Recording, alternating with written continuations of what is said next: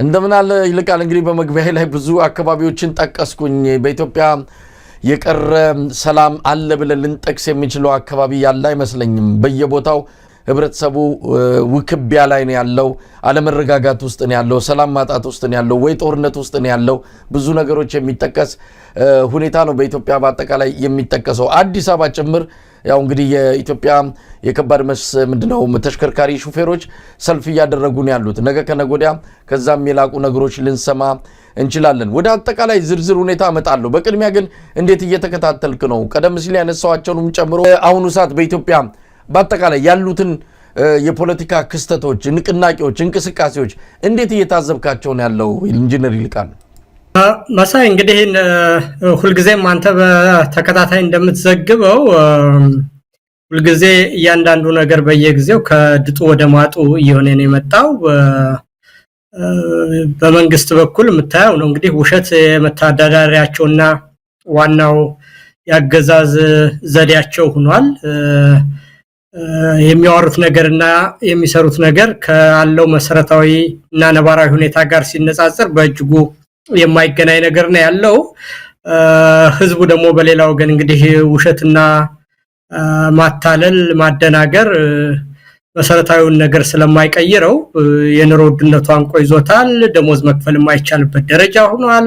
የተደራጀ ወንጀል የሀገሪቷ ዋና መገለጫና በዚህ ሀገር ቋንቋ ዘኒው ኖርማል የሚሉት ሆኗል። ስለዚህ ሙስናው የትየለሌ ሆኗል። ይሄንን ነገር እንግዲህ በህዝቡ በተግባር አውቆት ነባራዊ ሁኔታው እዛ ደርሶ ነበር። አሁን ደግሞ ይሄንን በሚገለጽና በአክሽን መልኩ መግለጽ የጀመረበት ደረጃ ላይ እንገኛለን። መሳይ በአጠቃላይ ህዝቡ የመነሳሳትና ለውጥ የመፈለግና እምቢ ማለት አዝማሚያ ከበፊቱ የተለየ ይታይበታል። በተረፈ በአገሪቷ ያለው ስርዓት አልበኝነት፣ የመንግስት ጭቆና፣ ጦርነቱ፣ በቦምብ መደብደቡ የተለመደና ሁልጊዜም የምትዘግበው ነገር ስለሆነ በአዲስ መልኩ የምንነጋገርበት አይመስለኝም።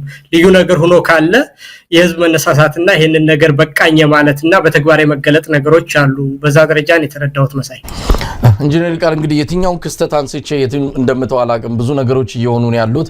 ምናልባትም በእርግጥ ለውጥ ሂደቱ እንቅስቃሴው እያዘገመ ነው ብለን በጣም መፍጠን አለበት። ካለው አብይ አህመድ ለጥፋት በፍጥነት እየሄደ ካለበት ሁኔታ አንፃር የኛ እንቅስቃሴ የኛ ምላሽ በጣም አዝጋሚ ነው፣ ተንቀራፈፈ ብለን በብዙ ነገሮች ትችት ስናቀርብ ነበር። አሁን ግን ነገሮች በፍጥነት እየሆኑ ያለ ይመስላል። ምናልባት ህዝቡ እየቀደመ ነው። የፖለቲካ ፓርቲዎች፣ ሌሎች እንዲሁ በንቅናቄ ደረጃ ያሉ ተቋማትም ካሉ አሁን ህዝቡ እየፈጠነ እርምጃ እየወሰደ እንዳለ ነው። እንግዲህ ከሲዳማውም ከቤኒሻንጉሉም ከሀዲያውም አዲስ አበባ ላይ ከሹፌሮችም ከብዙ ቦታዎች የምናያቸው እንቅስቃሴዎች ህዝቡ ለውጥን ፈልጓል። ወደ ተግባር እየገባ ነው። ባታደራጁንም እኛ ያለን ብሶት በቂ ነው አደባባይ ለመውጣት በሚል እርምጃ እየወሰደ ይገኛል። ይህንን አስተባብሮ ወጥ ወደሆነ የተበታተነ እንደው ሀገር ሊያፈርስ ወደሚችል ነገር እንዳይሸጋገር እዚህ ላይ ኃላፊነት የሚሰማቸው የፖለቲካ ሊቃን፣ የፖለቲካ ድርጅቶች፣ ሌሎች ተቋማትም ወዲያው ደርሰው ይህን ነገር መስመር ማስያዝ እንዳለባቸው ይታመናል። ካሰብነው ፍጥነት በላይ የህብረተሰቡ እርምጃ ወደፊት ገፍቶ እየመጣ ነው ያለውና እሱን እስቲ በሂደት እንወያይበታለን። ኢንጂነር ይልቃል የአርሲውን ጉዳይ ወደ አንተ ይዤው ልምጣ። ዛሬ እና ትላንትና በጣም ከፍተኛ የሆነ የስብራት ነው በኢትዮጵያውያን ዘንድ ያለው።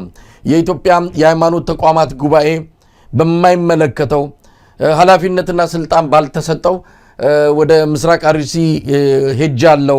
5 ቀናት ቆይቼ 80 ምንድነው ተጠቂዎችን አነጋግሬ 4 ወረዳዎችን አካልዬ ፈትሼ ይሄን ውጤት ይዤ መጥቻለሁ። በዚህም ጥቃቱ የተፈጸመው የተገደሉት በሃይማኖትም በብሔርም አይደለም። የተሳተፉት ደግሞ ገዳዮቹ ማለት ነው ይህንን እርምጃ የወሰዱት ኦነግና ማነው ሸኔና ፋኖ ናቸው የሚል ድምዳሜ ይዤ መጣሁ አለ። በጣም አስደንጋጭ ነገር ነው። እውነት ለመናገር በ5 ቀን 4 ወረዳዎች 80 ቪክቲሞችን ወይም ደግሞ ሰለባዎችን አነጋገርኩ ያለው የሃይማኖት ተቋማት ጉባኤ እንዴት ይህንን ውጤት ይዞ መጣ? ገና ግድያው አሁንም አልተቋረጠም። ይህን ውጤት አዲስ አበባ ላይ እያሳወቀ ባለበት በዚህ ወቅት ላይ ወደ 4 የሚጠጉ የኢትዮጵያ ኦርቶዶክስ ተዋሕዶ ቤተክርስቲያን እምነት ተከታዮች ተገለዋል። አንደኛ ነገር እነዚህ ሰዎች አሁን ምን አገባቸው እንዲህ ያለው ነገር ላይ ሲፈጸም ምንድናቸው? እነዚያው መግለጫ የሚሰጡት በእንደዚህ አይነት ጉዳይ ላይ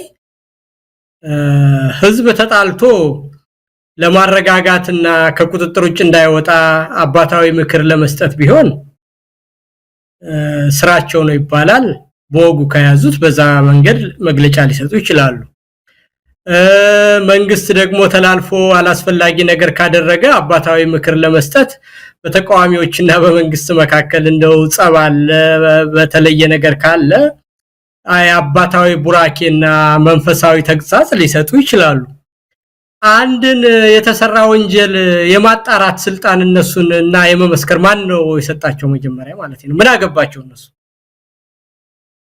የመጀመሪያ የነገሩ ግራ መጋባት የሰብአዊ መብት ኮሚሽን ናቸው እነሱ? ቀይ መስቀል ናቸው እነሱ? አጣሪ ኮሚሽን ናቸው እነሱ? ምንድን ናቸው? የመንግስት አካል ናቸው እነሱ? አቃቢ ህግ ናቸው እነሱ? ፖሊስ ናቸው እነሱ?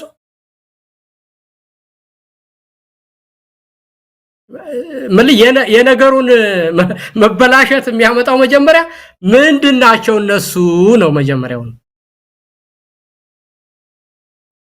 ድርጊቱ ተጣርቶ ከመጣ በኋላ ቅድም እንዳልኩ ሃይማኖቶች ከሃይማኖቶች ተጣልተው ከሆነ ያልተገባ አካል አንድ ነገር ሌላ ነገር ፈጽሞ ከሆነ ከቁጥጥር እንዳይወጣ ልጆቻቸው ወደ ላፊ ነገር ሄደው ወደ በቀል እንዳይሄዱ ወይም ደግሞ ከመንፈሳዊነት ከሚያዝዘው ያለፈ ሌላ አይነት ነገር እንዳይፈጸም አባታዊ ምክር ከሆኑ ማለት ነው። አባት ከሆኑ እነዚህ ሰዎች እንደዛ አይነት ነገር ሊሰጡ ይችላሉ እንጂ ራሳቸው አጣሪ፣ ራሳቸው መስካሪ፣ ራሳቸው መግለጫ ሰጪ በማይመለከታቸው ጉዳይ የእስራኤል መንግስት ነው።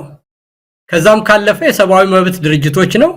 ከዛም ካለፈ የቀይ መስቀል ስራ ነው። ከዛ ካለፈ ፖሊስ ነው፣ አቃቢ ህግ ነው።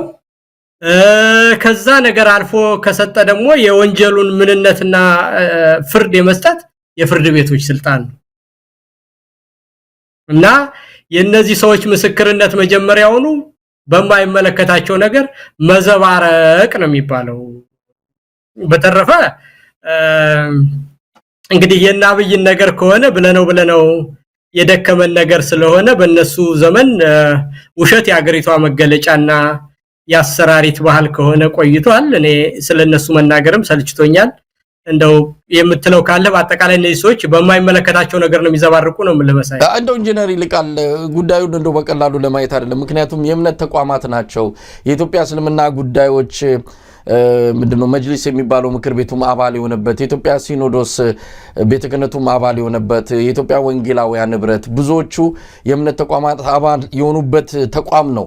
ይህንን በእርግጥ አብይ አህመድ በረጅም እጁ እንደሚጠመዝዘው ይታወቃል። ግን አሁን የምንሰማው ነገር አለ። የኢትዮጵያ ኦርቶዶክስ ተዋሕዶ ቤተክርስቲያን የእሷን ምእመናን እንዳትታደግ እየሞቱ ስላሉት እየተገደሉ ስላሉት ለነዚህ ድምፅ እንዳትሆን አንድ ማሰሪያ ተበጅቶላታል። እናንተ ሳይሆን የምትናገሩት ይህን ጉዳያችሁን ቅሬታችሁን ለዚህ ለሃይማኖት ተቋማት ጉባኤ አቅርቡ ነው የተባሉት። ስለዚህ የኢትዮጵያ ኦርቶዶክስ ተዋሕዶ ቤተክርስቲያን ምንድነው ምእመናኖቿ ሲገደሉ ልጆቿ ሲገደሉ አፍ የላትም። ከዚህ በኋላ አፍም ካላት ሄዳ የምትናገረው እዚህ ጉባኤ ምክር ቤቱ ላይ ብቻ ነው። ይሄ ነገር ለአባቶቹ ምን ማለት ነው? ነፃነት የነበራት እንኳን አይደለም ስለራሷ ስለ ሀገር ስትጸልይና መፍትሄ ስታፈላልግ የነበረች ቤተክርስቲያን ዛሬ ለራሷ መሆን እንዳትችል ሆናለች። ችግሩ የት ነው ያለው? አባቶቹ ጋር ችግር የለም? በዚህ ደረጃ የራሳቸው መብትና ምንድነው መንፈሳዊ ስልጣን ሁሉ አሳልፈው ለፖለቲካ ሰዎች የመስጠታቸውን ነገር እንዴት ተመለከተዋል? እኔ በጣም ይገርመኛል መሳይ፣ በእውነት አይደለ በጣም የሚያናድድ ነገር ነው። በዚህ ዘመን ልክ የኮሙኒስት ስርዓትን ለማውገዝና የስርዓቱን አስከፊነት በተመለከተ ጆርጅ ኦርዌል የተባለው እንግሊዛዊ ጸሐፊ በ1984 የሚል መጽሐፍ አለው የጻፈው እና ሳይንሳዊ ፊክሽን ነው። ግን በአጠቃላይ በዛን ዘመን ከካፒታሊዝም ነፃ ወጣናችሁና ከኢምፔሪያሊዝም ብለው ኮሚኒስቶች በህዝብ ላይ ሁሉን ነገር አፍነው የማሰብን ሁሉ ወንጀል ያደረጉበት ጊዜና ውሸት እውነትን ተክቶ የነገሰበት ዘመንና በአጠቃላይ በአገር ደረጃ ቮካብላሪ ሁሉ በፊት የነበሩት ቮካብላሪዎች የተቀየሩበት ዘመን ነው ይላልና የዛ ዋና ፓርቲ መፈክሮች አሉት ይላል ከማሳውሰው ነገር እዛ መጽሐፍ ውስጥ ምንድነው የሚለው ጦርነት ሰላም ነው ይላል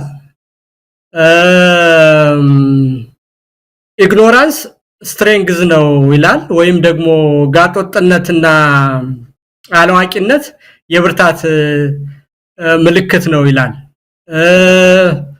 እንደዚሁ ደግሞ ሌላም አንድ መፈክር ነበራቸው ዘነጋውት እንጂና ይሄ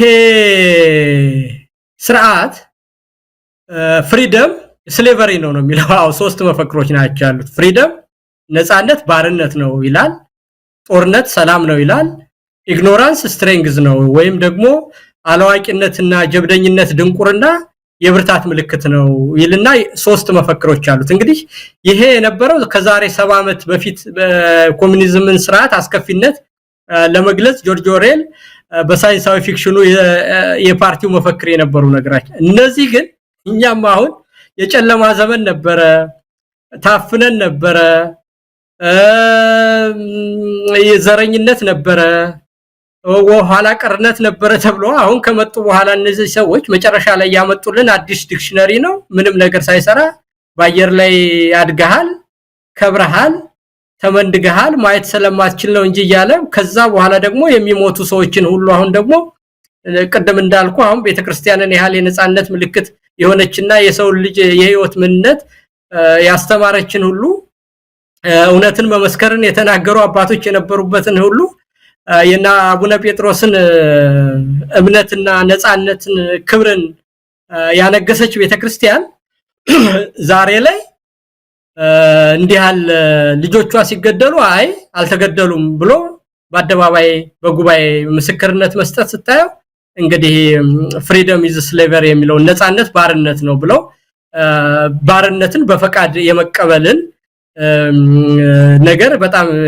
ያሳያልና ጦርነትም ሰላም ነው ኢግኖራንስም የብርታት ምልክት ነው የሚለውን የጆርጅ ኦርዌልን እንትን አሁን መሬት ላይ ኢትዮጵያ ላይ በ70 ዓመት በኋላ የተጻፈ ፊክሽን ተግባራዊ ሆኖ ሳይው ደግሞ ይሄ የሚደንቅ በሶሻል ሚዲያ ዘመን በደካማ መንግስት ውሸታምነቱ በታወቀ መንግስት ቀጣፊነቱ በታወቀ መንግስት ሀገሪቷን ሁሉ ጦርነት ላይ ባለ መንግስት የቤተ ክርስቲያን ቃጠሎና በደል ገዳማት ሁሉ ጧት ማታ 7 ዓመት ሙሉ በአደባባይ በዜና በሚነገርበት ጊዜ ይሄንን ነገር ክዶ መግለጫ ማውጣት ራስን ከማዋረድና እንደው ቢሞቱ አይሻላቸውም ወይ እንደው ባይኖሩ እነዚህ ሰዎች ቤተ ክርስቲያን እንደሆነ በጊዜው በልጆቿ የራሷን ትንሳኤ ታገኛለች ምንም አልጠራጠርም በዚህ ጉዳይ ላይ እኔ እንደው 100% እርግጠኛ ነኝ ግን በዚህ ጊዜ አባት ነኝ ብሎ እዛ ማህበር ውስጥ ያንን ነገር ያጸደቀ ሰው ራሱን እንደ ሰው ባይቆጥር ይሻለዋል እንደ ሃይማኖት አባትም አይደለም ምንም አይደለም እነ ዳንኤል ክብረት ውሸት ባህሪያቸው ነው ቅድም እንደነገርኩ ክደት ባህሪያቸው ነው ከእውነት ጋር መጣላት ባህሪያቸው ነውና አብይ እንደ ሃይማኖትም የቆጠሩት ነገር ነው ግን እነዚህ ሰዎች ተከትለው ዛሬ ሁሉ ሰው እውነት በሚናገርበት በሶሻል ሚዲያ ስንት ነገር በሚነገርበት ወጣቶች በ20 ዓመታቸው ለእውነት ብለው በሚሞቱበት ሀገር ስንት ጋዜጠኞች የፖለቲካ ሰዎች እስር ቤት በገቡበት ሀገር የሃይማኖት መሪ በአደባባይ ውሸት ሲመሰክር እኔ ይሄ ነገር ችግሩ እንደውም የሚመጣው ወደፊት ለሚያድጉ ልጆችና አሁን በእምነት በሞራል በሴት ትልቅ ሀገር ነች የምትባለው ኢትዮጵያ ሃይማኖት ሀገር በዚህ ዘመን ያሉ አባቶች ለዚህ ደግሞ አዋርዶና ራቁቱን ያስቀሩና ኢትዮጵያን ሴቶች ሁሉ ያጠፉ ሰዎች ስለሆኑ እኔ በጣም አደገኛ ሁኔታ ውስጥ እንዳሉ ቢያውቁት መልካም ይመስለኛል ማለት ነው መሳይ ኢንጂነር ሊቃል እንዴ ነገሩን እንዴት ባጭሩ ማስቀመጥ እንዳለብኝ አላቅም እኔም አንተም ይሄንን ስርዓት እናወግዛለን ምናወግዘው እኔ እናንተን ሊያገናኝ የሚችለው የኢትዮጵያ ጉዳይ ነው ሌላ ዝምድናም ወንድምነትም ወይ ስጋ ነገር የለንም ኢትዮጵያዊነት ነው ስለዚህ እኔ እናንተን የጋራ ባደረገን ሁኔታ ላይ እንደው ከሌሎቹ ከብልጽግና ሰዎች ማንጋራው ነገር ኖሮ ነው ወይ? ማንጋራው ነገር የሆነ ነገር አለ። ምንድነው? አሁን እስቲ በእነሱ ጫማ ውስጥ እንሆን። ግድ የለም ትጠሉናላችሁ፣ የምንሰራው አይታያችሁም፣ አይናችሁን አልገለጣችሁም፣ ልቦናችሁን ክፍት አላደረጋችሁም እንጂ እየሰራን ነው አሉ። እውነት ለመናገር በዛ ደረጃ ልቦናችን ተዘግቶ አይናችን ተደፍኖ አይደለም። እንደው እነሱ ሰፈር ገብተንም ነጥብ ለመስጠት ፈለግን። ምን ነጥብ እንስጥ? እውነት አብይ አህመድ እዚች ምድር ላይ መጥቶ በተለይ የኢትዮጵያ ምንድነው በትረ ስልጣኑን ይዞ የኢትዮጵያ መሪ ከሆነ በኋላ እቺ ሀገር ላይ ያመጣው መልካም አንድ ነገር መጥቀስ ይቻላል ወይ? እንደው ስስታም አንሁን። ይሄ የፖለቲካ ልዩነታችን ስለ አብይ ያለን አመለካከት ሁሉ ይቅር። ብልጽግና መንደር ካለ አንድ ደጋፊ ወይም ደግሞ አባል አንጻር ምን ሊታየን ይችላል? እንደው እኔ ብዙ ነገርን በጨዋነትም እንደው በሚዛናዊነትም ለመመልከት ሞከርኩ። ወይ ምን አይነት ችግር እንዳለብኝ አላቅም። አንተም እንደዚህ አይነት ችግር ውስጥ ገብታል ወይ? ብልጽግና አብይ አህመድ እዚች ምድር ላይ ከመጣ በኋላ በተለይ ኢትዮጵያ መሪ ከሆነ በኋላ ምንድነው ያገኘነው ነገር? ከመከራ ከጦርነት ከአጠቃላይ ኢትዮጵያ ቀውስ ባሻገር እንደው ልንጠቅስለት የምንችል አንድ ነገር አለ ወይ? እንደው ኢንጂነር ይልቃል በዚህ ላይ በጣም የዋህ ሆነ ገለልተኛ ሆነ አስተያየት እንድሰጥ ነው። ምክንያቱም አንዳንድ ጊዜ የፖለቲካ ልዩነታችን እንደው የምንመለከተውን ነገር አንሻፎ ከሆነም ነፃ ሆነን አስተያየት እንድንሰጥ በሚል ነው ይህን ጥያቄ ማቀርብልህ። በጣም ቀላል ጥያቄ ነው። በጣም ሆነስቶኝ ነው ማቀርብልህ። ምንድነው የአብይ መምጣት ለዚች ሀገር ትሩፋቱ ምንድነው? እንደበሳይ መጀመሪያ ለምን ራስን በዚህ ደረጃ ትጠራጠራለህ? ከቀጣፊና ከውሸታም ጋር ምንም እንደዚህ አይነት ሰዎች እኮ ሁሉ ጊዜ አሉ እኮ። ከሃዲዎች፣ ውሸታሞች፣ ቀጣፊዎች፣ ደመጣጦች በዓለም ታሪክም ነበሩ። ቅድም እንዳልኩ ያ የተጻፈው መጽሐፍ የተጻፈበት ዘመን ላይ እኮ እንደዚህ አይነት ሰዎች ነበሩ እኮ። ምን ሰውን እያሰለፉ የሚያርዱ የሚገሉ ሰዎች እና በአይናችን የምናየውን የምናቀውን በዘመናችን ያለውን ነገር ለምንድን ነው እነዚህ ሰዎች እንዲነግሩ የምትፈልገው? በሙስና እስከ አንገታቸው የተዘፈቁ ሰዎች፣ ምንም አይነት ብቃት የሌላቸው ሰዎች፣ የኢህአዴግ ርግጋፊ የሆኑ ሰዎች ሌላ አንተ እንደተሳሳትክ አድርገህ ኖርማቲቭ ስቴትመንት ለምንድን ነው የምትሰጥ አንተ? ምንም እነዚህን ሰዎች ጠራርጎ ከማባረር ውጪ የምንም ነገር የኢትዮጵያዊነት እሴት የላቸው። ጧት የተናገሩትን ማታ ደግሞ ዕውቀትና ችሎታ የላቸው። ከሃዲዎች፣ ውሸታሞች፣ በዓለም መድረክ በየትኛውም መንገድ የተናቁ፣ በጎረቤቶቻችን የተናቁ፣ በራሳቸው የሚሰሩትን የማያውቁ፣ ጧት የተናገሩትን ማታ የማይደግሙ እና ስለነዚህ ሰዎች ደግሞ እኔ እንዲሁኝ እንደሆነ ያላየሁት ነገር ካለ ምን አገሪቷን በጦርነት እንዳለ ግራቀኛ ይህን ጥያቄ ያነሳሁት ያለ ምክንያት አይደለም። አንዳንድ ፖለቲካውን በደንብ ያልገቡበት ወይም ደግሞ ፖለቲካ ሲባል እንደ ፖለቲካና ኮረንቲ በሩቁ ነው የሚሉ የዋሆች ወይም ደግሞ መሃል ላይ ያሉ ይሄ አብዛኛው ሳይለንት ማጆሪቲ የሚባሉ ትንሽ የሆነ ልማት የሚባል ነገር ሲያዩ ሮጠው ሄለው ግድ የለም እስቲ በዚህ እንኳን እንደግፈው፣ አባይ ሲባል ወደብ ሲባልም እንዲሁ ግር ብለው ቆይ ልዩነታችንን ወደ ጎን እናድርግና እስቲ ደግሞ ይህንን አገዛዝ በዚህ መልኩ ያለውን ነገር እስቲ ድጋፍ እንስጠው የሚሉ በጣም የዋናቸው እንዳንላቸው ይሄ የዋህነት አይደለም። ተቃዋሚ ማነው ስርዓቱን ይደግፋሉ እንዳንላቸው ደግሞ በኢትዮጵያዊነታቸው አንጠራጠራቸውም። እንደነዚህ አይነት ሰዎችም ስላሉ ነው። እውነት ለመናገር በቁጥርም እንዲህ አይነቱ ይበዛልና ከዚህ አንፃር እነዚህ ሰዎችም በብዛት ተጠልፈው የሚወሰዱበት የአብይ አህመድ ፕሮፓጋንዳ ስላለ ነው ጥያቄውን የሚያነሳውት። ለምሳሌ ሰፊውን ህዝብ አጠቃላይ ያለውን መንግስትንና ስርዓትን የሃይማኖት ሀገር ነው፣ ህግ አክባሪ ህዝብ ነው፣ ከኔ በላይ እግዚአብሔር አለ ብሎ የሚያምን ህዝብ ነው። በዚህ ሁኔታ የማመጽና እንቤ ማለት ባህል የለውም። ፍርድ ሲጓደልና እውነት ሲጠፋ መጨረሻ ላይ ነውር ነው ብሎ ከማለት ውጭ በእያንዳንዱ ነገር ውስጥ ሪቨል የማድረግ ባህሪ የኢትዮጵያ ህዝብ የለውም። በዚህ ሁኔታ አጠቃላይ ህዝቡ ቶሎ ተነስቶ በእያንዳንዷ ነገር ሌሎች ሀገሮች እንደሚደረገው ባይቃወም ይገባኛል። የኢትዮጵያ ህዝብ ባህላችን ምን እንደሆነ፣ እምነታችን ምን እንደሆነ፣ አጠቃላይ ሴቶቻችን ለእንደዚህ አይነት ነገር ያፈንጋጭነትና የእምቢባይነት መንፈስ የለንም።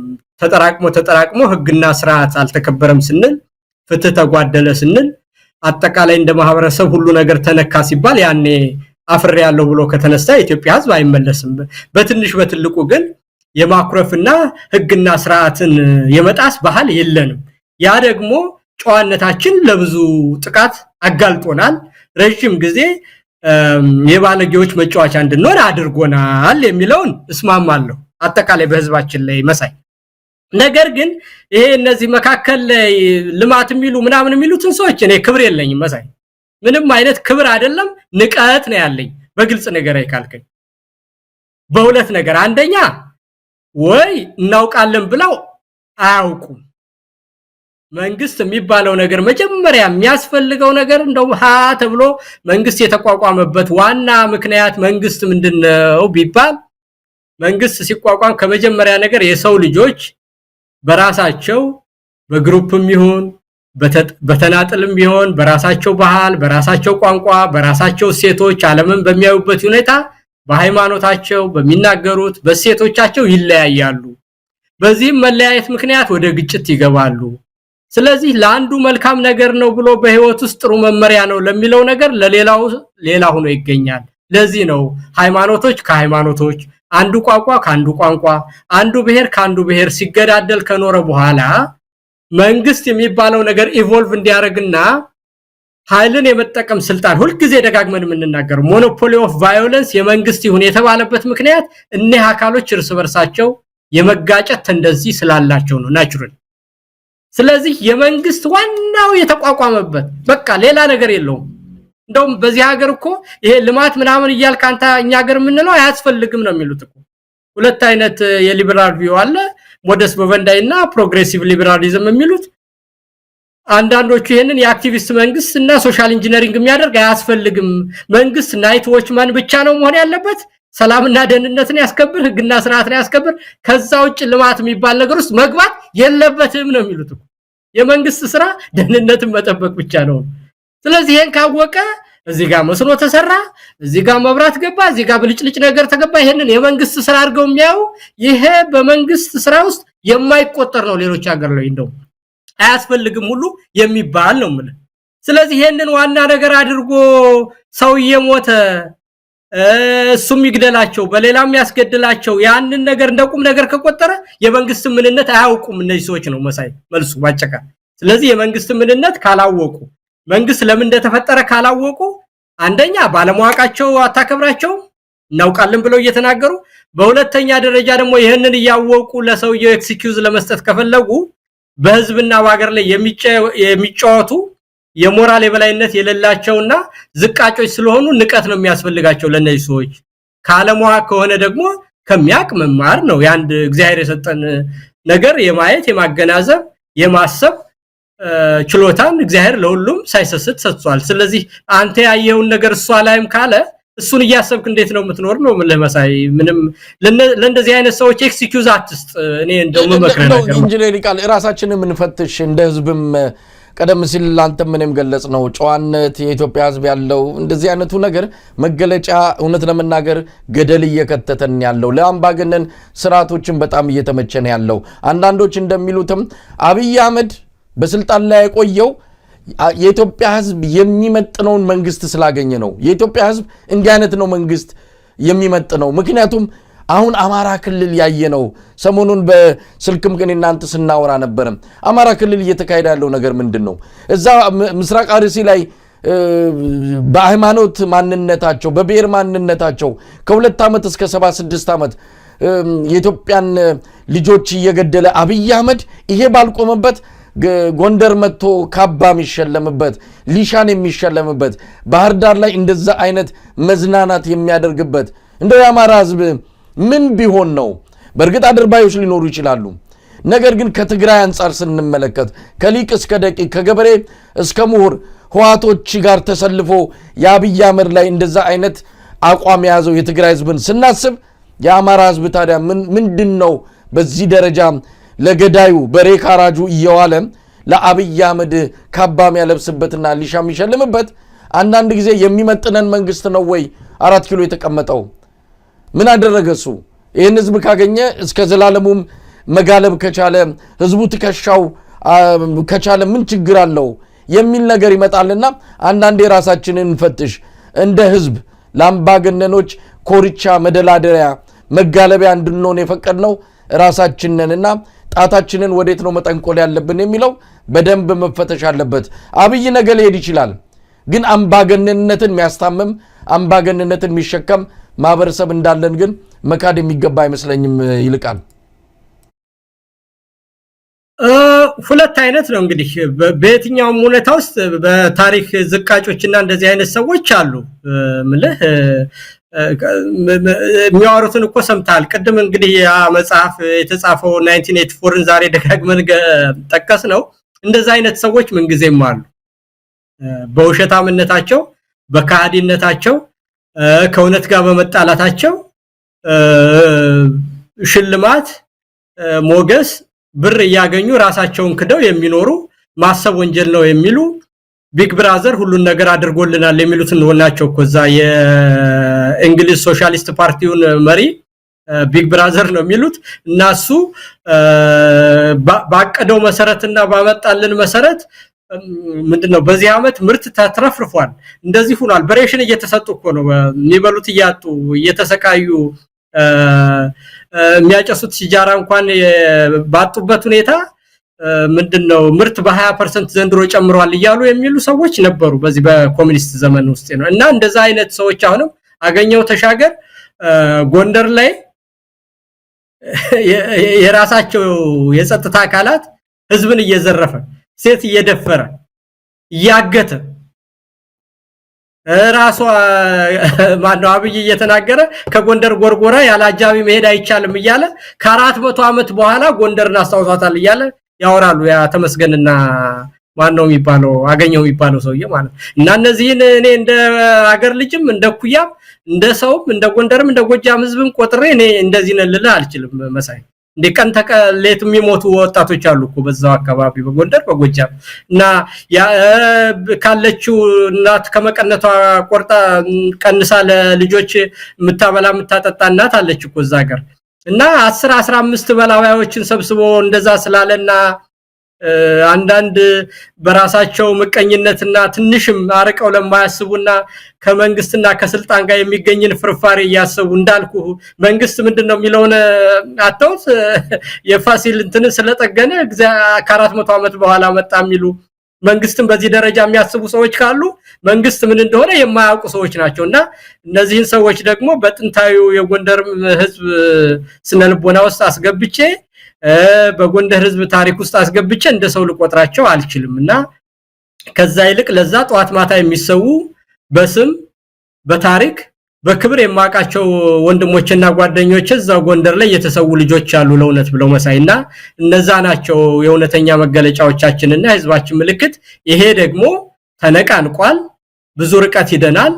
እንደዛ አይነቶችን ሰዎች ደግሞ ያለ ይሉንታ መታገል ነው የሚያስፈልገው። በነዛ ሰዎች ግን አጠቃላይ ያማራን ህዝብም ሆነ የጎንደርን ህዝብ ጥቂት ሰዎችን በአውሮፕላን በጀት በሰራዊት ታጅቦ እንደዛ ስላደረገ ያንን የህዝብ መገለጫ አድርጌ ላየው በፍጹም አልችልም። መሳይ እኔ እውነት ነገር አይካልከኝ በፍጹም። ይሄ ደግሞ ከልብ እንግዲህ ይልቃል ሌሎች በርካታ ጉዳዮች ስላሉ በፍጥነት እያንዳንዱን እያነሳው ያንተን አስተያየትና ምልከታ ለመጋራት ያህል ነው።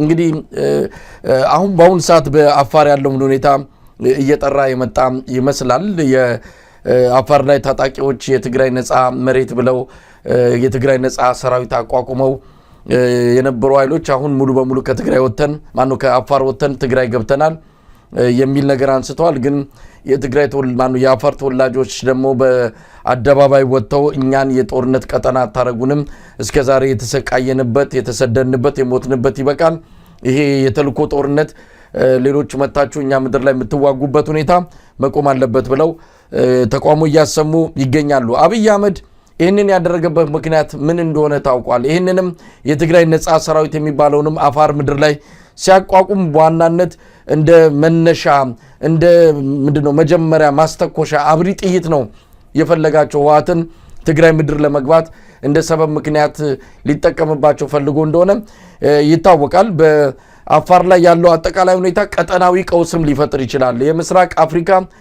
የተለያዩ ኃይሎች ተፋጠው ያሉበት ነውና ያ ጦርነት ምናልባት አፋር ላይ ፈነዳል የሚሉ ወገኖችም አሉ። ለማንኛውም የአፋሩን የቅርብ ጊዜ ክስተትና አጠቃላይ ሁኔታ እንዴት እየተከታተልከው ነው ያለው? አብይ አህመድ እዚህም እዛም ጦርነት እየቀፈቀፈ ነው። አፋር ቀጣዩ እንግዲህ የምስራቅ አፍሪካ ጦርነት ሊጀመር የሚችልበት ቀጠና እንደሆነ ነው የሚገለጸውና እንደው ሂደቱን ከግራ ከቀኝም ያሉትን በቀጣይ ሊመጣ የሚችለውን አጠቃላይ ቀውስንም በመረዳት ምን ይታያል ኢንጂነር ይልቃል? እንግዲህ አፋር እንደምታውቀው በጂኦግራፊያዊ ሁኔታው በጣም ኑር ያለው እዛ አፋር እኔ በአጋጣሚ ለስራ አንድ የእንግሊዝ ሀገር ድርጅት ውስጥ ተቀጥሬ ቦታውን አውቀዋለሁ። በዋሽ ተፋሰስ ላይ አነስተኛ መስኖ ገበሬዎችን እንደዚሁ ሰሚ አግሪካልቸሪስት እንደሆኑ ኢሪጌሽን ለማለማመድ በሚል የሚሰራ ፕሮጀክቱ ሰርቻለሁና አፋርን አውቀዋለሁ በደንብ ማለት ነውና በጣም ሰፊ ቦታ ነው። የህዝብ ቁጥሩ አሰፋፈሩ በጣም ትንንሽ ሰዎች በጣም በተራራቀ ሁኔታ የሚሰፈሩበትና እጅግ በጣም ሰፊ ቦታ ነው። ሁለተኛ ህዝቡ ደግሞ ወደ ሱዳንም ይሄዳል ወደ ጅቡቲም ይሄዳል፣ ወደ ሶማሌም ይሄዳል፣ ወደ ኤርትራም ይሄዳል እና እነዚህን ሰዎችን የጋራ ዘመዶቹ አድርጎ ነው የሚያያቸው አጠቃላይ በዛ ያለውንና በሁሉም ቦታ ሞቢሊቲ አለ። የዛ የፓስቶራሊስት ነው አኗኗሩም ህዝቡ እና ያም በመሆኑ ደግሞ ሰፊ ቦታ አለ። ስለዚህ በረሃማም በመሆኑ ለወታደር ማሰልጠኛም ይጠቅማል።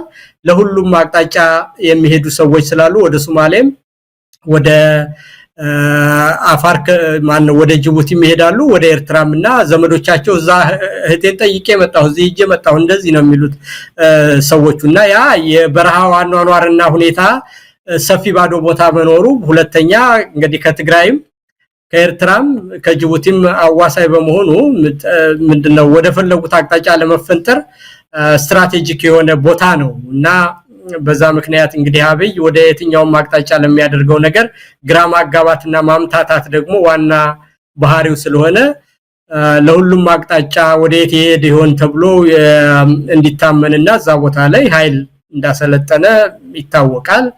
ይሄ ደግሞ አሁን በግልጽ ስናየው በአንዳንዶቹ በኤርትራን ጉዳይ አብይ በመያዙም የተወሰኑ በነጌታቸው በኩል ድጋፍ አግኝቶ ወደ ኤርትራ ለመዝመት እነዛን ሰዎችም ለመጠቀም የአፋር ቀይ ባህር ኃይሎችን ብሎ እነዛን አድርጎ እነሱን እንዳብሪ ጥይት አድርጎ የተለየ ድጋፍ ያደረገ ወደዛ ለመሄድ ወደ ኤርትራ ለሚያደርገው ትንኮሳ ለመጠቀም የፈለገ ይመስላል። ግን በየትም ይበልበየትም አሁን ባለው ሁኔታ የትግራይ ሰዎችም በፊት ከነበረው ነገር በደንብ ልምድ ወስደው ያያደረጉ ያሉ ይመስለኛል። በኤርትራ መንግስት በኩልም በሚሰጧቸው መግለጫዎችና በአንዳንድ ነገሮች እንዳየሁት የሚችሉትን ሁሉ ራሳቸውን ለመከላከል ዝግጅት ያደረጉ እንደሆነ ይታወቃል። አሁን ደግሞ ትናንትና ዛሬም እንደሰማነው የህዝቡ ራሱ ኢምፓወርድ ነው ጦርነት በቃን ብሎ የመንግስትን ሴራ በአደባባይ ስላየ የሚሰለጥኑ ሰዎች የሱ ያልሆኑ ለጦርነት ስራ ብሎ የተዘጋጀ የህዝብ ጥያቄ ያልሆነ ነገር ከላይ የመጣ ባዕድ የሆነ አመለካከት ጭነውበት ሌሎችን ከትግራይ አፈንጋጮችንም ራሱም የሚያሰለጥናቸውን ከኤርትራ የመጡ ሰዎች አድርጎ መንግስት የነሱን የጦርነት አውድማ አድርጎ የራሱ የፖለቲካ መጠቀሚያ እንዳደረገው ስላወቀ ህዝቡ ተነስቷል። ያ ማለት እንግዲህ ህዝብ ያልደገፈውና በህዝብ የተጠላ ሴራ መሆኑን መታወቁና ይሄ ደግሞ የአብይ ስትራቴጂ ከመሰረቱ የከሸፈ መሆኑንና ዴድ ኦን አራይቫል መሆኑን ስትራቴጂው በግልጽ የሚያሳይ ነው። ኢንፋክት እነሱ ጧት ያሰቡት ነገር ከሰዓት እንደሚጠፋባቸው የታወቀ ነው። ግን ያንንም ደግሞ በተለይ ህዝብ ኢምፓወርድ ሆኖ ጦርነት አልፈልግም ሆኖ ከዛው ሲነሳ ይሄ ደግሞ በጣም ያልታሰበና ያልተጠበቀ በፍጥነት ቅድም መግቢያ ላይ እንዳልከው ነገሮች በፍጥነት ህዝቡ እየነቃና የአብይን ተንኮለኝነት በሚገባ ተረድቶ ራሱን አደራጅቶ በቃኝ ያለበት ጊዜ ስለሆነ ይሄ ባንድ መልኩ በመልካም የሚታይ ነገር ነው። መሳይ ጄኔራል ቀንደ ወደ አጠቃላይ ሁኔታው እንምጣ። አሁን የኢትዮጵያ ህዝብ የፖለቲካ አጀንዳም ይሁን አይሁን አይታወቅም፣ ግን የደረሰበት መከራ ኑሮ አጠቃላይ ችግሩ ወደ አደባባይ እያወጣው ይገኛል። ህዝቡ ቀደመ የፖለቲካ ፓርቲዎች የፖለቲካ ሊቃን ግን ወደ ኋላ ነው ያሉት አሁንም ገና ስብሰባ አሁንም ገና ምክክር አሁንም ገና ጥምረት ህብረት ንግግር አብሮነት እንዲያለ ነገር ውስጥ ነው ያለው ህዝቡ ግን ወደ ተግባር እየተቀየረ ነውና ይሄን ነገር እንዴት ማየት ይቻላል ገና ተነጋግራችሁ ተወያይታችሁ አንድ የሆነ ህዝብን ሊያስተባብር የሚችል የፖለቲካ ንቅናቄ ሳትፈጥሩ ህዝቡ ግን ወደ እርምጃ ገብቷል ይሄ በራሱ አደጋ ነው የሚሉ ወገኖች አሉ አሁን መቆጣጠር ማንችለው የህዝብ ብሶት ቢመጣ ማን ነው የሚሰበስበው አብይ አህመድ እንደውም ሊጠቀመው ይችላል የሱ ዋና ችግር መበጥበጥ ቀውስ መፍጠር ነው እንዲህ አይነቱ የተበታተነ ኃይል መኖሩን ሲያቅ የተወሰኑ ነገሮችን ተጫውቶ ሀገሪቱን የበለጠ አደጋው ሊከት ይችላል የሚለው ስጋትም አለ ንቅናቄው መምጣቱ የህዝብ ተደፋፍሮ ወደ አደባባይ መምጣቱ ፍራትን መገላገሉ አንድ አዎንታዊ ነገር ቢሆንም ግን ደግሞ ያ የተቀናጀና የተባበረ አንድ ወጥ የሆነ የፖለቲካ ግብ ሊኖረው ካልቻለ አደጋው የበለጠ መጥፎ ነው የሚሉ ወገኖች አሉ በዚህ አንፃር የምትወቀሱት እናንተ ናችሁ የፖለቲካ ኤሊቶች የፖለቲካ ፓርቲዎች ሲቪክ ተቋማት ናችሁና ይሄ ስጋት አይታየም ኢንጂነር ይልቃል ምናልባት ከጋሪው ፈረሱ የቀደመ አይመስልም አልቀደመም መሳይ በምንም አይነት የቀደመ ነገር የለም በነገር ላይ አሁን አንድ ሌላ የምትጠብቁት መሪነት ሲባል ዝም ብሎ በሰማይ የተወሰነ ሰው ተሰብስቦ በኋላ መጥቶ የሚደረግ አይደለም ከዚህ በኋላ ተጠራቅሞ የሚመጣ መሪነትም እኔ ያለ አይመስለኝም እውነት ለመናገር መሪነት ያለው ፋኖ ውስጥ ነው መሬት ላይ ነው እነሱ ደግሞ ህዝባቸውን ያደራጁ የራሳቸውን አደረጃጀትም ያበዙ ከራሳቸው አደረጃጀት አልፎ ሌሎች አካላትንም ያሰባሰቡ የወደፊቷ ኢትዮጵያን በምን መልኩ እንደሚመሰረት እየተናገሩ በግልጽ እየሄዱ ነው ያንን ኮንፊደንስ አግኝቶ ደግሞ ህዝብም የከተማው ህዝብም በቃይ ማለት ጀምሯልና ያ ተመጋጋቢ ሆኖ የመሬት ላይ የሚያደርጉት ትግል ሙቀቱ እየመጣ ህዝብም የዛን ሙቀት ስሜት እየተጋራው ያንን አመለካከት ለመቀበልና ከፋኖ ጎን በመሰለፍ የፋኖ አማራጭ ፖለቲካ ኃይል ሆኖ እየመጣለት ስላለ በትግራይ በኩልም ራሱን የቻለ የተደራጀ ኃይል አለ በኦሮሚያም እንደዛው አለ ስለዚህ በአፋርም አለ በጋምቤላም ሁሉም አካባቢዎች አሉ እነዚህ ደግሞ የተለያዩ አካባቢ ያሉ ኃይሎች እርስ በርሳቸው መነጋገር እንደጀመሩ አውቃለሁ የራሳቸውን የቤት ስራ እየሰሩ እንደሆነ በመረጃ የማቀው ነገር ነው ስለዚህ ሌላ ከሰማይ ምሁራን ተጠራርተው ስልክ ተደዋውለው አመራርነን የሚሉበት ዘመን አይደለም ያ ደግሞ በአጭር ጊዜ ቢመጣም ውጤታማ አይሆንም ስለዚህ ትግሉ ከመሬት ጀምሮ 2 አመት ሙሉ እየተሰራ መጀመሪያ ጀምሮ የአብይ አህመድ መንግስትነት የኢህአዴግ መሰባበር እንጂ ለውጥ አይደለም ብሎ አምኖ ያን አመለካከት ይዞ እየሰራ ያደገ እየተደራጀ ከአካባቢያዊነት አልፎ አገር አቀፋዊነት ይዘት እንዲኖረው ከዛም ቀጠናውንም በተመለከተ ከጎረቤቶቹ ጋር ሁሉ የአጠቃላይ የምስራቅ አፍሪካን ሁኔታ መልክ ባለው ሁኔታ ለመስራት በራሱ እየሰራ እንዳለ ነው የሚታየው ስለዚህ ሌላ የተለየ አመራርም ምን ጠብቀው አዲስ የሚፈጠርም የለም የሚመጣውም ከፋኖች ነው እነሱም ስራቸውን እየሰሩ ነው ከሚመለከታቸው ኃይሎች ጋር ይህን ትግል በማቀናጀት ረገድም እየሰሩ ናቸው ስለዚህ የህዝባዊ ትግሉም ያንን ተከትሎ የመጣ ነገር ስለሆነ እንግዲህ የፋኖ ኃይል የትጥቅና በኃይል ስልጣን ለመያዝ ወይም ደግሞ አገዛዙ ለማስወገድ እየተደረገ ያለ ትግል ነው ይሄ አሁን በአሁን ሰዓት በመላው ኢትዮጵያ በመምህራን በሹፌሮች በነጋዴዎች እየተደረገ ያለው ንቅናቄ ሰላማዊ ነው ምናልባት ይሄ ነገር ባንድም ይሁን በሌላ አንዱን የሚያጠፋበት ወይም ደግሞ የተለየ ያልተጠበቀ ለውጥ ሊያመጣ ወይም መጨረሻው ውጤቱ ጥሩ እንዳይሆን ሊያደርገው አይችልም ወይ የፋኖ ትግል የትጥቅ ትግል ነው መሳሪያ ትግል ነው በኃይል ነው አሁን የሚካሄደው ንቅናቄና ምናልባትም ብዙዎች ተስፋ የሚያደርጉበት ብዙ መስዋዕትነት ሳይከፈል ስርዓት ማስወገድ የሚቻለው አንድም በህዝባዊ ቢተኝነት ነው ይሄንን ህዝባዊ ቢተኝነት በደንብ አድርገን ከሰራንበት ለዛም አጋዥ ይሆናል ጫካ ላሉትም የሚል ነገር ነውና እነሱም ብቻ ተስፋ ማድረጉ ፋኖችን እነሱ ጀምረውታል ስለዚህ እነሱ ይጨርሱት የሚለው ያስኬዳሉ ያውን ካለው አጠቃላይ ሁኔታ አንፃር አይ መጀመሪያውንም እሱ እንደሱ የሚል ሰው ካለ መጀመሪያም የፋኖን ትግል በሚገባ የማያውቅ ሰው መሆን አለበት እኔ ከአንተ ከመጣውበት ከኢትዮጵያ ከመጣው ጀምሮ ያለውን ቃለ መጠይቄ መለስ ብለህ ማየት ይችላል ያንን ካየህ እኔ የፋኖን ትግል እስከማውቀው ድረስ በግልጽም ዛሬ ተናገር ካልከኝ ሲጀምሩ ጀምረው የማቃቸው ልጆች ጎጃም አካባቢ ያሉ ገና የፋኖን እንቅስቃሴ ማሰልጠን በተለያየ ቦታ በጎንደርም በሸዋም በወሎም በጎጃምም የአማራ ህዝባዊ ኃይል ብለው ማሰልጠን ሲጀምሩ ጀምረው ያለውን እንቅስቃሴን የማቀው በትጥቅ የታገዘ ህዝባዊ እምቢተኝነት ነው የሚለው ነው የነሱ ትግል በግልጽ የማቀው። ስለዚህ በየትኛውም ቦታ ያለ ትግል ሁሉ ይሄንን ትግል ከበሳ ቦታ ያስለቀቁ ቦታ እየተቆጣጠሩ የሚደረግ ትግል ሳይሆን ሁሉ አቀፍ የሆነ ትግል በአጠቃላይ በሲቪክ ማህበራትም በአጠቃላይ በፓርላማም በደህንነትም በመንግስት ውስጥም ያለ በትጥቅም ታግዞ አንድ ላይ ይሄንን መንግስት በዲፕሎማሲም በስነ ልቦናም በፖለቲካም በትጥቅም በህዝባዊ እምቢተኝነትም ማስወገድ ከዛ ቀጥሎ ደግሞ የአማራን ህልውና ከታገዝን በኋላ የኢትዮጵያውያንን የሚመለከት የጋራ የሽግግር ሂደት ማቋቋም ነው የሚል እንጂ የትጥቅ ትግል ሌላ የሰላማዊ ትግል ሌላ የሚል ተናግረውም አያውቁም። ስንናገር የነበረው ባለፉት 2 ዓመታት ያየነው ግን ምናልባት ሲጀመር እንደዛ አይነት አቋም ኖሮት የፋኖ ትግል ተነስቶ ሊሆን ይችላል በመሳሪያ የታገዘ ህዝባዊ እምቢተኝነት የሚል ዓላማ አንግቦ በሂደት ግን ተቀይሯል። አሁን ባለው ሁኔታ የፋኖ ትግል በፍጹም አሁን ከምትለው ጋር የሚገናኝ እንቅስቃሴ ያየንበት አይደለም። መሳሪያና መሳሪያ ብቻ ነው።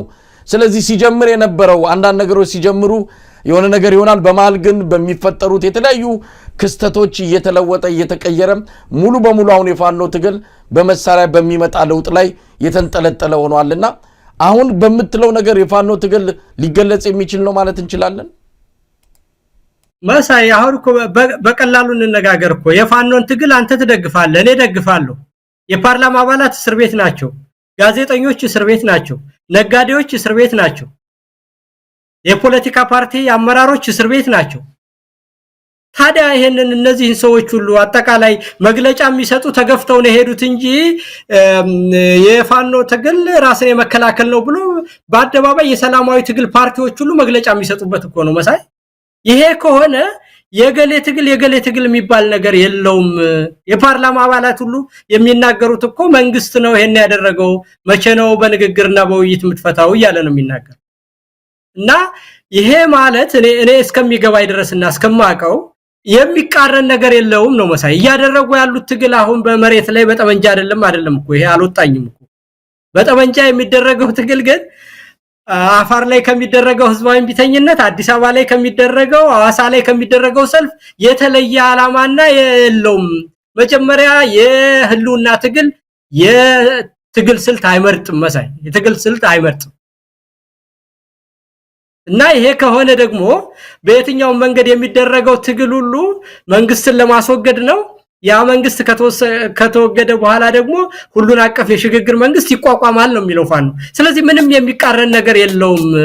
አሁንም ቢሆን ይሄ ሁሉ ጊዜ የምናደርገው ነገር የፋኖ ትግል እየተጠናከረ በመጣ ቁጥር ህዝብ ሙሉ ልብነት እየተሰማውና መንግስት ደግሞ ምንም ነገር ማስፈጸም እያቃተው ሲሄድ እየተናቀ ሲመጣ ያ እያገዘው እንደሚመጣ የታወቀ ነገር ነው። ስለዚህ ሁለቱ የተገናኘና አንድ የሆነ ነገር ነው። ፋኖች አሁን ከሌሎች ኃይሎች ጋር ከትግራይ ኃይሎች ጋር ከአፋር ኃይሎች ጋር ከሶማሌ ኃይሎች ጋር ከጋምቤላና ከአፋር ኃይሎች ጋር ከተለያዩ ኃይሎች ጋር መስራት ሲጀምሩ ይሄ ሰላማዊ ትግል የበለጠ እየተነከረ ይሄዳልና ሁለቱ የሚቃረንበት ምንም አይነት ምክንያት የለውም። ከዛ ይልቅ የጠመንጃ ያዙ ሰዎች እዛ ላይ ምናልባት እያንዳንዱን አመራር ከተማ ውስጥ አመራር መስጠት ካቃታቸው የራሱን አመራር የመፍጠር ነገር ያው ራሱ ትግሉ ማድረግ አለበት። የተለያዩ የፖለቲካ ኃይሎችም ሲቪል ማህበራትም ይሄንን ነገር ለመብራትና የራሳቸውን አስተዋጽኦ ለማድረግ ጥረት ማድረግ አለባቸው እንጂ በምንም አይነት የሚጋጭ ነገር ሳይሆን አንድ ነው ተብሎ መጀመሪያ ሲነሱ ሁሉ እኔ በግሌ ማቀው እንደዛ ነው ማለት ነው መሰለኝ። ስለዚህ አላየንም እንግዲህ የትጥቅ ትግሉ ነው ባለፉት 2 ዓመታት ያየነውና እኔም የምደግፈው እውነት ለመናገር ጥሩ ነጥብ ነው ያነሳኸው። እንደውም መሆን ያለበት ኢትዮጵያ ውስጥ ህዝባዊ እምቢተኝነት በደንብ ስር ይዞ ውጤት ባለው መልኩ ሊካሄድ የሚችለው እንደዚህ አይነት የታጣቂ ቡድን ከጀርባው ድጋፍ በሚሰጥበት መልኩ ሲካሄድ ነው። ይሄን በደንብ አምናለሁ። ግን አልተካሄደም እስካሁን። ፋኖች ምናልባት የሚጎላቸው ማድረግ የሚገባቸው ይሄን የትጥቅ ትግል የሚያካሄድ አንድ ክንፍ ሊኖራቸው ይችላል። በመላው አማራ ግን ቢያንስ በአማራ ክልል የሥራ ማቆምም አድማ ሰልፍም ይሁን ሌሎች ነገሮችን ከጀርባ ሆነው ማስተባበር ነበረባቸው። እስካሁንም መካሄድ ነበረበት። አላየንም። እንደውም የሰማነው እስከ ዛሬ በሰልፍ ነበረ። በሰልፍ ስላልሰማችሁን በሰይፍ ጀምረናል ነው። ሰልፉም ያስፈልግ ነበረ። ሰልፉን ትተው ወደ ሰይፉ የገቡበት ሁኔታ ነው የታየውና መደረግ ነበረበት። እንደውም በሌላ አካባቢ ምንድነው ማስፈራሪያ የሆኑ ነበረ። አሁን በአማራ ክልል ህዝባዊ ቢተኝነት ቢካሄድ ፋኖ ከጀርባው ቢኖር የበለጠ ውጤት ያመጣል። ምክንያቱም ማስፈራሪያ ናቸው። ከጀርባ መኖራቸው አንድ ጥቅም አለው። ግን ሲካሄድ አላየንም። ስለዚህ ይህን ነገር መሬት በያዘ መልኩ ውጤት ባለው መልኩ ለምን አናይም ታዲያ? ሰይፉን ብቻ ነው ያየነው። ሰልፉ የታለ ነው? ኢንጂነር ይልቃል እሱ ላይ እውነት ነው። በአፈጻጸም ደረጃ የምንለው ነው። ግን ንግግራቸውን ከመጀመሪያ ጀምሮ ካየው በትጥቅ የታገዘ ህዝባዊ ቢተኝነት ነው የሚል። ሁለተኛ ዘመኑም የምንገኝበትም ነገር ቦታ እየተቆጣጠሩ አንድ አካል እንትን እያለ የሚሄድበት አይደለም። የመንግስት የቴክኖሎጂ ብልጫ አለው፣ የሚሊተሪ ብልጫ አለው። ስለዚህ በሁሉም አቅጣጫ እየጠዘጠዝክ መንግስትን እያዳከምክ በዲፕሎማሲም በህዝባዊ ቢተኝነትም በፖለቲካም በስነ ልቦናም በዲፕሎማሲም አጠቃላይ በትጥቅም መንግስትን አንቀጥቅጠህ መድረሻ አሳጥተህ የማባረር የትግል ስልት እንደሆነ ዘመኑ የሚጠይቀው ያ የተረጋገጠ ነገር ነው። ግን በዚህ መልኩ አሁን አንተ እንዳልከው ክፍተት አለ።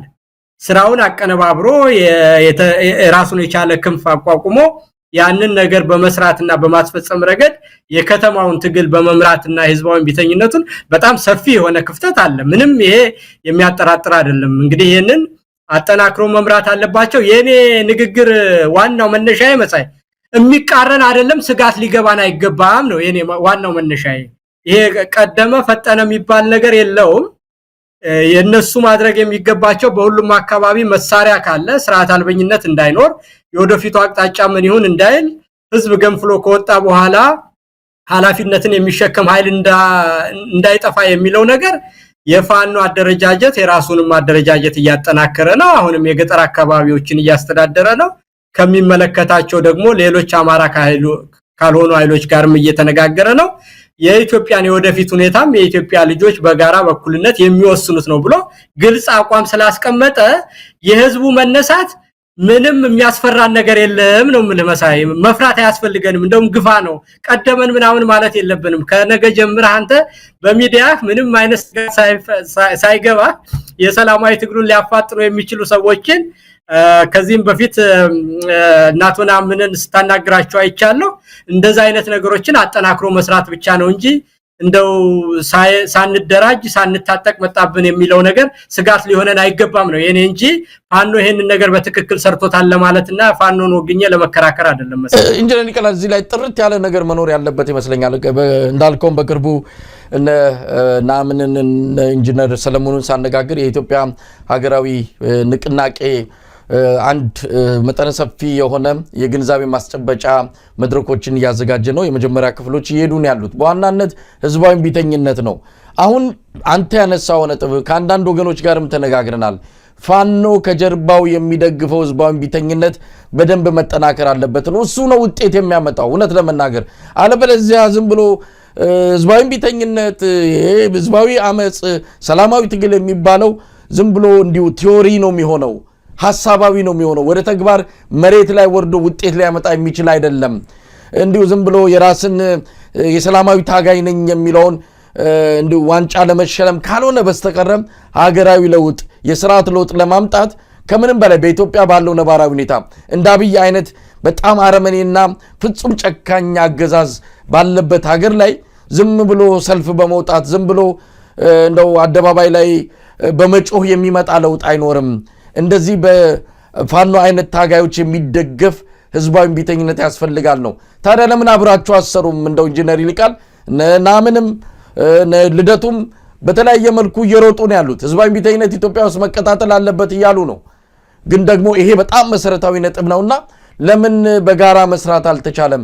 ይሄ ከሆነ መሰረታዊ ቁልፉ ጉዳይ እነሱንም ወደዚህ መድረክ አምጥቶ አጠቃላይ መግባባት ተደርሶ ለምን በጋራ ትግሉን በተቀናጀ ሁኔታ ማካሄድ አይቻልም የሚለው ላይ ምን አስተያየት መስጠት ይቻላል? ኢንጂነር ይልቃል እኔ መጀመሪያም ልዩነት አለ ብዬ አላምንም እንጂ በማንም ሰው በእንደዚህ አይነት ነገር ለሚያደርገው ነገር ሁሉ እኔ ሙሉ ድጋፍ አለኝ። መሳይ እንትን አይደለም እኮ ይሄ ዛሬ ግሬ ነገር ግን እነዚህ ሰዎች የመሳሪያውን ትግል እያወገዙ ነው። በመሳሪያ የሚመጣውን ትግል ይላሉ። እነናምንን ሳይሆን ለምሳሌ እንደነ ልደቱ አይነቱ በእርግጥ ባይነቅፉትም በመሳሪያ የሚመጣ ትግል ኢትዮጵያ ውስጥ በጣም ከባድ ነው ይላሉ።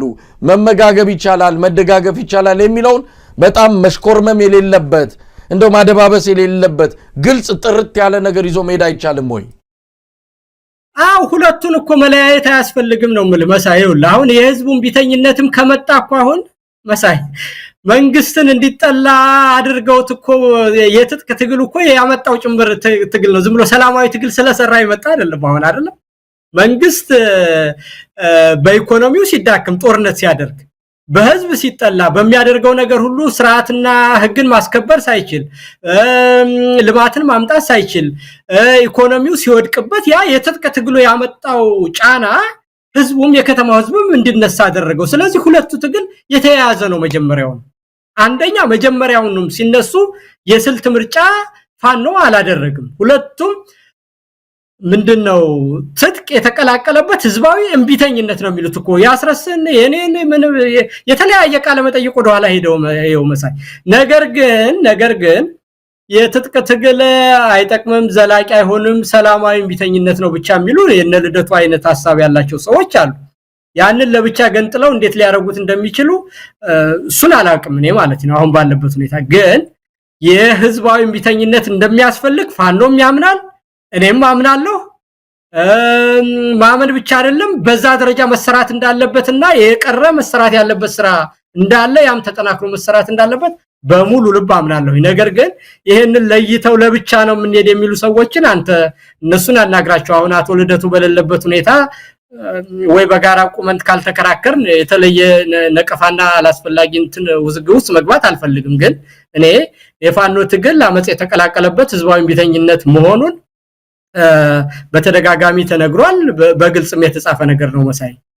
እንግዲህ ፋኖዎችንም በዚህ አጋጣሚ ማነጋገር ያስፈልጋል። ይሄ በጣም ትልቅ ባጭርም ጊዜ ለውጥ ለማምጣት የሚያስችል ነው። ፋኖ ሁለቱንም የመሳሪያ ትግሉንም ህዝባዊ ቢተኝነቱንም በአንድ ጊዜ ማካሄድ የሚቻልበት በጣም የተመቸ መደላድል ያለበት ሁኔታ ነው። የአማራ ክልል ደግሞ በዚህ ለማስተባበርም ምክንያቱም የሚቆጣጠሩባቸው ከተሞች አሉ። በአንድም ይሁን በሌላ በቀላሉ የመዋቅሩን የማስፈራራትና ጫና የመፍጠር አቅም የፈጠረ ኃይል ነው ፋኖ።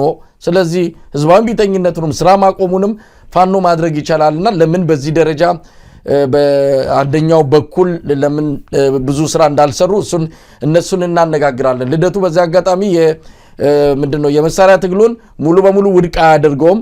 መታገላቸውን ምክንያት አላቸው ብሎ ያምናል።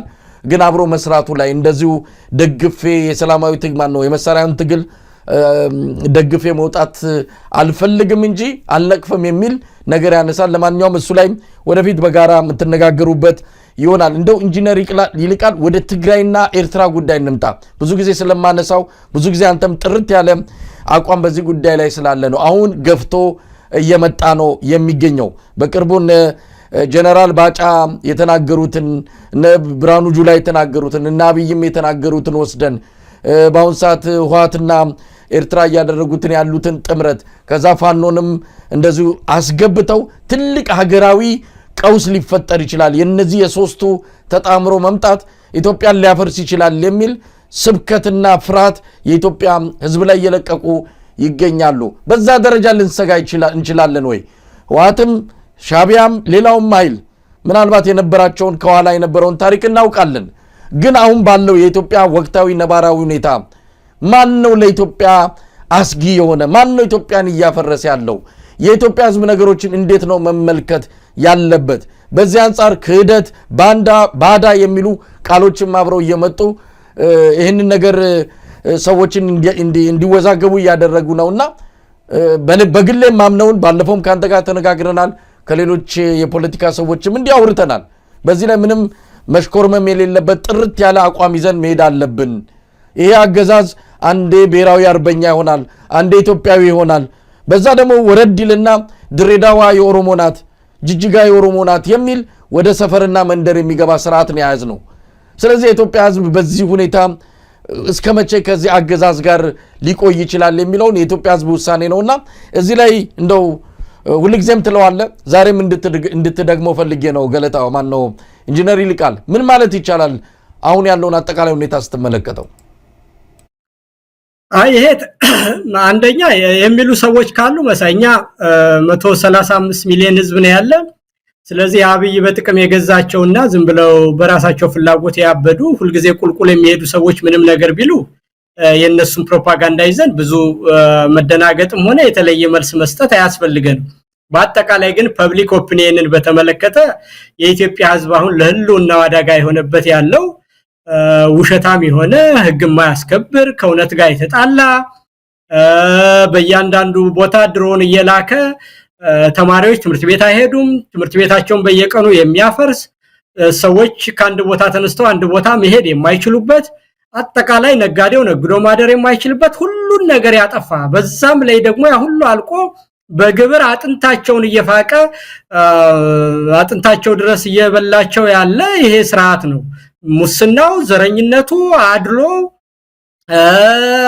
አገልግሎትን አለመስጠቱ ያለ ሆኖ ደግሞ ያላቸውን ሁሉ እየቀማ ቀማኛ የሆነ የራሱን ወታደር ለማሰልጠንና ወታደሩን ለመመገብ የጥይት መግዣ ለማድረግ የከተማውንም ነዋሪ በኑሮ ውድነትም እያሰቃየ አጥንቱ ድረስ እየበላው ነው ያለ ይሄ ስርዓት። ስለዚህ ከምንም በላይ ከአሁን ላዩ ላይ ካለው ስርዓት በላይ አደጋ የሆነበት ነገር የለም።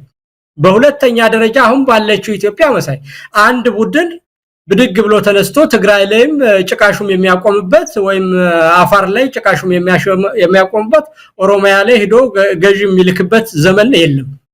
የራስ አስተዳደር ራሱን የቻለ የተፈጠረ ነገር ኦርደር ኦፍ ዘ ዴይ ሆኗል። ስለዚህ የየአካባቢውን ኮንስቲትዩንሲ የሚወክል ኃይል መምጣት ግዴታ ይሆናል ማለት ነው። የትግራይን ፖለቲካ አሁን አማራ ሄዶ እዛ ሂጅ ትግራይን አስተዳድራለሁ ማለት አይችልም። በየትኛውም መንገድ የትግራይን ኃይል ወክሎ የሚመጣው ከራሱ ከትግራይ በጠመንጃም ይሁን በፖለቲካ ሌጂቲሜሲ አግኝቶ የመጣ ኃይል ነው። ዋት ታጥቦ ተቀሽሮ ይምጣ ወይም ደግሞ ሌላ ኃይል ሆኖ ይምጣ ቲዲኤፍ ሆኖ ይምጣ በምንም አይነት የትግራይን ህዝብ ልብና አምሮ ይዘው የመጣው ኃይል የትግራይ ወኪል ይሆናል ማለት ነው። ስለዚህ ያንን እኔ የትግራይን ወኪል የአማራ ሄዶ ያንተ ወኪል አይደለም ሌላ ወኪል አምጣ የሚልበት ምንም ምክንያት የለውም። ስለዚህ የትግራይን ልብና አምሮ ይዘው የመጣው የፖለቲካ ኃይል ሁሉ የኢትዮጵያን ሁኔታ ለመበየን ከዛ ጋር መስራት ግዴታ ነው። ከዛ ያለፈ እንደሆነ ደግሞ ኤርትራን አሁን ወራለው ወደባ መጣለው ያለ የፎከረ የሸለለ ዛሬ መጣውብ ነገ መጣውብ በሚልበት ሁኔታ የኤርትራ መንግስት ደግሞ በውጭ ጉዳይ ፖሊሲ መሰረት ሊያጠፋው ያለን ስርዓት ራሱን እዛው እንዲገታ የሚችለውን ያህል ማድረጉ ይሄ ቀጠናውን እየረበሸ ኃይል ሱዳንንም እየረበሸ ነው፣ ሶማሌንም እየረበሸ ነው፣ ጅቡቲንም እየረበሸ ነው። እነዚህ ኃይሎች ሁሉ አጠቃላይ ቀጠናውንም ስለሚረብሽ ዓለምንም ማስተባብረን ጎረቤቶቻችንንም ማስተባብረን የኢትዮጵያ ኃይሎችም ተባብረን ስርዓትን በካካባቢው ያጠፋ ያለውንና ሀገር ያጠፋ ህብረተሰብን ያጠፋ ያለውን ስርዓት አባሮ ሌላ ስርዓት መመስረት የኢትዮጵያውያን ሁሉ ኃላፊነት ነው። ስለዚህ በዚህ ደረጃ የሚደረግ ግንኙነት ለጥያቄ የሚበቃም አይደለም መሳይ። ህዝቡም ደግሞ ይሄንን በሚገባ ተገንዝቦት አንድ አይነት አመለካከት ይዞ ወደ አንድ አቅጣጫ ያያየ ስለሆነ እኔ ብዙም ያነጋግር ደረጃ ላይ ያለን አይመስለኝም መሳይ። እንደው ኢንጂነር ይልቃል በመጨረሻ ያውኑን አገዛዝ እንግዲህ በማህበራዊ በኢኮኖሚ በሁሉ ነገር ኪሳራ ገጥሞታል። አሁን ወደብ አመጣለው ባርበር አመጣለው እያለ በኪራይ እንኳን እንዳናገኝ በቀጣይ በኪራይ የምናገኝባቸው ሀገራትን ጭምር እየተጣላና እየተቋረፈ ዛሬ ጅቡቲ ከግብጽ ጋር እየተፈራረመች ነው። ነገ ከነገወዲያ የጅቡቲ መናገኝበት በገንዘብ እንኳን በኪራይ እንኳን መናገኝበት ወደብ እንዳይኖር እያደረገ ነው። ከኤርትራ ተጣልቷል። የሱዳን ጉዳይ ያከተመ ነው። ሶማሊያ የጸጥታው ጉዳይ ባለበት ሁኔታ ወደብ ልናገኝ የምንችልበት እድል የለንም። የሶማሌላንድ ካለው አጠቃላይ የጂኦፖለቲካ ሁኔታ አንፃር የኢትዮጵያ እድል እየተጨናገፈ ነው፣ ምናልባት ኬንያ ሌላ ነገር ካልሞከርም በስተቀር። ስለዚህ ባህር በር ባለቤት አደርጋቸዋለሁ እያለ የሚፎክረው ስርዓት በኪራይ እንኳን የምናገኝበትን እድል እያስመለጠን በሩን እየዘጋብን ይገኛልና ብዙ ነገሮች ለኢትዮጵያ እየጨለሙ ነው። እንደው የዚህን ስርዓት ቀጣይ ሁኔታ እንዴት አለ? በሚቀጥሉት 2-3 ወራት ምናልባትም እድሜ 1 አመት እንስጠው ምን ልናይ እንችላለን? ኢንጂነር ይልቃል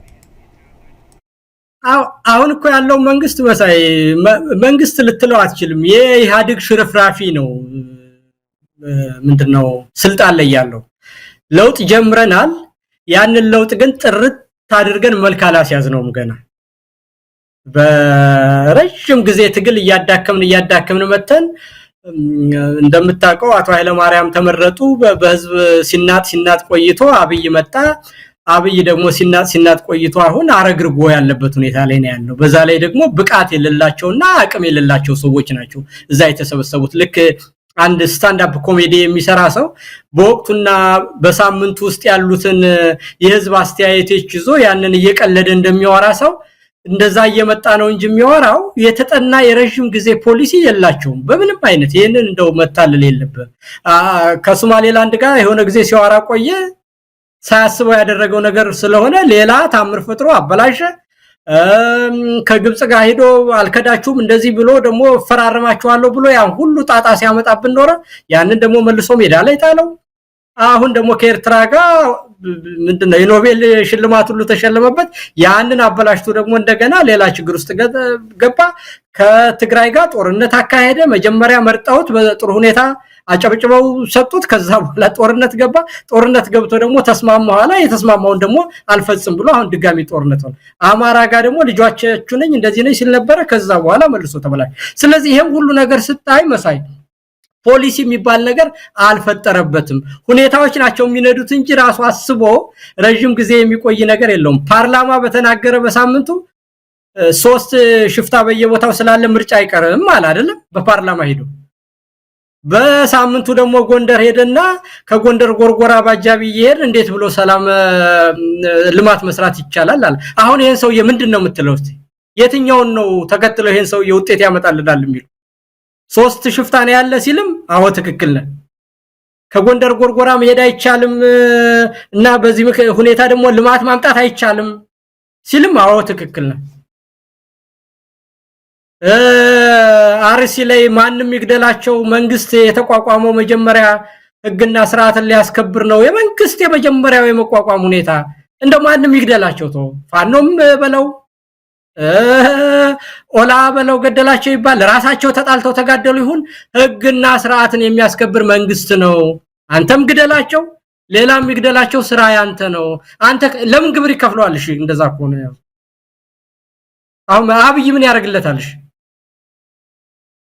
የአብይ መንግስትና ስርዓት ለነዛ ሰዎች እርስ በርሳቸው የሚጋደሉ ከሆነ ህግን ማስከበርም በእጃቸው ካስገቡ መንግስት የሚባለው ነገር ምን ያደርግላቸዋል ከዛ በኋላ? እና ይሄንን ስርዓት አለ ብለልን ስለዚህ የወደቀ ስርዓት የበሰበሰበት ስለሆነ ኢትዮጵያ መንግስት እስከሚኖራት ድረስ ከዚህ የባሰ ነገር ነገም ትሰማለህ። የሃይማኖት አባት ነን ብለው እየሞቱባቸው አልሞትንም ብለው መግለጫ የሚሰጡ ስራ ብለው ሳይጠየቁ ስራቸው ያልሆነውን እስቲ ይሄንን ምን ትለዋለህ መሳይ? አሁን ሀገር መጥፋቱን እኮ የምታውቀው ዝም ማለት አንድ ነገር ነው። አልሰማንም ማለት አንድ ነገር ነው። ሙተው አልሞትንም የሚሉ ሰዎች እና ይሄንን አንተ ሌላ ነገር ያመጣል ሌላ እንዴት ብለ ይሄን እኮ የሚሉት እነ ዳንኤል እና እነ እንተናቸው በእነሱ ቤት እኮ ፖለቲካ መሆኑ ነው። ሃይማኖት ሴንሲቲቭ ነገር ስለሆነ በሃይማኖት የተነሳ ነገር ስለማንቋቋመው በእነሱ ቤት ማለት ነው። ይሄንን የሃይማኖት ተቋማት በሃይማኖት አልተገደሉም ሰዎች ብለን ስንል ከዛ በኋላ ያ እውነት ይሆናል። በቃ እነሱ ያወሩት ነገር ማለት እውነት ነው። የህዝብ አስተያየት የት ነው? የስነ ልቦናው የንቃቱ ደረጃ የት ነው? ትረንዱ ምንድነው የሚያሳየን? ይሄንን ስንክድ የበለጠ ቁጣ ያመጣል ወይስ ያበርድልናል የሚለው ይሄን ለመስራት ማሰብ ይጠይቃል። ስለዚህ አሁን የሆነው ነገር መልሶ አብይን ቁልቁል ነው የቀበረው የመግለጫ ወይስ ወደ ላይ ነው ያነሳው? ይችን እንኳን ሂሳብ ማይሰራን ሰው ታዲያ እንደ መንግስት እንዴት ነው የምትቆጥራቸው? እንደው ቀድም አሁን አንተ ራስን እየወቀስ እንደውኛ ተሳስተን ይሆን ወይ ምን ብንሆን ነው እዛ ያሉ ሰዎች ጋር ልዩነት አለን። እኔ እነዛ ሰዎች ጋር አንድ አርጋ አታሰልፈኝ መሳይ አንዳርጎ ማሰልፋል ለሚልቅ ይቅርታ እንግዲህ ጀነራል ቃል ካገላለጽ ምናልባት ሊሆን ይችላል። እነሱ ጫማ ውስጥ ገብተን እነሱ ድንበር ድረስ እነሱ ግዛት ድረስ ገብተን በእነሱ ጭንቅላት ውስጥ ሆነን እንደው ፍርድ ለመስጠት አንዳንድ የዋሆች ተጠልፈው የገቡ ዝም ብሎ አንድ ምንድነው እንደ ጋሪ ፈረስ ዝም ብሎ ሀገር ብቻ የሚታያቸው ግራ ቀኝ የማያዩ አሰብ ሲነሳ ዘራፍ የሚሉ አባይ ሲባል በቃ ምንም ይሁን የሚከተሉ የዋህን በላቸው ወይ በፖለቲካ ሰነፍ የሆኑ ሰዎች እነዚህ ሰዎችንም አጥቦ እየወሰደብን ነው። ስለነሱም ብለን እንጂ እንደ አሁን አንተ በመጥተው አይደለም እነዛማ አንዴ ደንቆሯልና ከደነቆሩ የደነቆረን መመለስ አይቻልም ግን አንዳንዶች የዋሆችን መመለስ ከቻለም ብዬ ነው አይ መልስ ምን ሰጠው ለዚህ ነገር በአጠቃላይ ያብይን ስርዓት ከነግሳንግሱ በማስወገድ ነው እንዲህ አይነት ሰዎች መቼውንም አይጠፉ በአፍሪካ ውስጥ መንግስት ከእግዚአብሔር ትንሽ ዝቅ ነው የሚል ሳንቲም ይሰጣል የኑሮ መሰረት ነው ኮት ቀይራለ እዛ ስትኖር ስለዚህ ያንን ጥቅም ይያሉ የሚሄዱ ሰዎች ከለውጥ ሰው ጋር ካራያ ጋር ከታሪክ ጋር ከህዝብ ፍላጎት ጋር ከሌና ጋር ከመኖር ጋር የሚሰለፉ ሰዎች አይደሉም ወይ በፍጹም መንግስት እንዴት እንደሚሰራ መንግስት ምንድነው ኃላፊነቱ ምንድነው የሚለውን በውላይ ይረዱትም ከዛ ያለፈ እንደው ደግሞ ህሌናቸውን ሽጠዋል ስለዚህ እነዚህን ሰዎች በለውጥ ነው ጠራርገ የምታጠፋቸው እንጂ በምንም አይነት በሎጂክ የሚለወጡ ሰዎች አይደሉም ይሄ ማንኛውም ጤናማ የሆነ ሰው የሃይማኖት መሪ ሆኖ ሰው ሲገደል ያንን ለማስተባበል የሚመጣ ሰውን ምንም በየትኛውም የህሌና ሚዛን መፍትሄ ልታገኝለት አትችልም ማለት ነው መሳይ እንግዲህ ኢንጂነር ይልቃል በጣም ነው ማመሰግነው እውነት ለመናገር ብዙ ነገሮችን አፍታተናል የወቅቱ የኢትዮጵያ መሰረታዊ ጉዳዮች ላይ እንደዚሁ ተነጋግረናል በቅርብ እንደማገኝ ተስፋ አደርጋለሁ ብዙ ነገሮች በፍጥነት እየተከናወኑ ነው የሚገኙትና እነዛ ላይ ያንተን ምልከታ እንደዚሁ ለማግኘት በሚለው ደውላለሁ እንደማገኝ ተስፋ በማድረግ ነው መሰናበተው እግዚአብሔር ይስጥልኝ ኢንጂነር ይልቃል መልካም ጊዜ እኔም አመሰግናለሁ መሳይ